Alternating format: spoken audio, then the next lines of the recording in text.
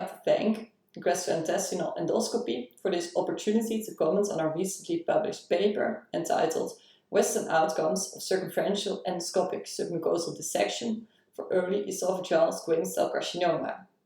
My name is Laurelle van Tilburg and I'm a PhD candidate at the Erasmus Medical Center in Rotterdam in the Netherlands. First of all, I would like to thank all involved co-authors from the Westeros study. The Westeros study is an international study performed in 25 referral centers in Europe, the United States and Australia to report on the outcomes of circumferential ESD for esophageal squamous cell carcinoma. It's currently unknown if the potential benefits of circumferential ESD in terms of curative resection outweighs the burden of severe esophageal strictures and other adverse events. The available literature assessing this topic originates from Asian studies, mostly consisting of relatively small case series. These studies show that the ESD technique is feasible for circumferential lesions. However, as differences exist in the experience, but also in the outcomes of circumferential ESD between the East and the West, the interpretation of these results for Western countries is difficult.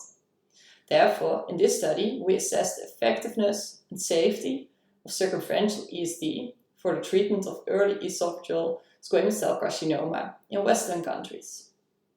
In this study, we included a total of 171 circumferential ESDs performed in 165 patients. The circumferential ESD was associated with a high unblocked resection rate of 98%. 49% of the resections were considered curative resections, and the most common reason for a non-curative resection was the presence of deep submucosal invasion in 22% of the resections. The curative resection rate in our study, 49%, is lower than the rates reported in previously in Eastern studies of 60 to 100%. This difference is in line with the difference in the outcomes of non-circumferential ESDs performed in the East versus the West, and may have several explanations. First, a relatively high proportion of clinically predicted deep mucosal or submucosal lesions, or lesions with a longitudinal axis exceeding 50 mm were included. Second, given the comorbidity burden of our cohort with a median Charleston comorbidity index of 4, likely some physicians opted for circumferential ESD instead of surgery despite the presence of worrisome features.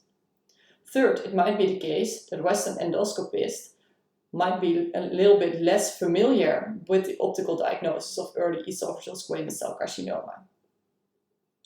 In our study, stricture prophylaxis with prednisolone, budesonide or triamcinolone was applied in the vast majority of the patients. However, despite the stricture prophylaxis, the circumferential ESD was associated with strictures in 84% of the included patients. Moreover, difficult to treat strictures, defined as strictures requiring 6 or more dilations or additional techniques, including incisional therapy or stent placement, occurred in 71%. Heterogeneous stricture prophylaxis strategies were applied in our study. And currently, also in the literature, the best preventative strategy remains unclear.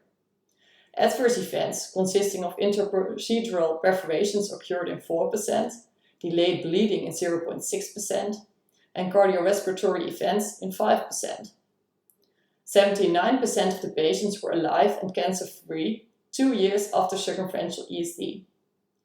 In conclusion, circumferential ESD for treatment of esophageal squamous cell carcinoma was curative in approximately half of the lesions. Therefore, it can be considered a feasible treatment option in selected patients. Our results do suggest the need to improve the patient selection eligible for circumferential ESD. And secondly, as esophageal strictures can severely impact the quality of life of patients, future studies should focus on the development of more effective therapies to prevent esophageal strictures. Thank you for your attention.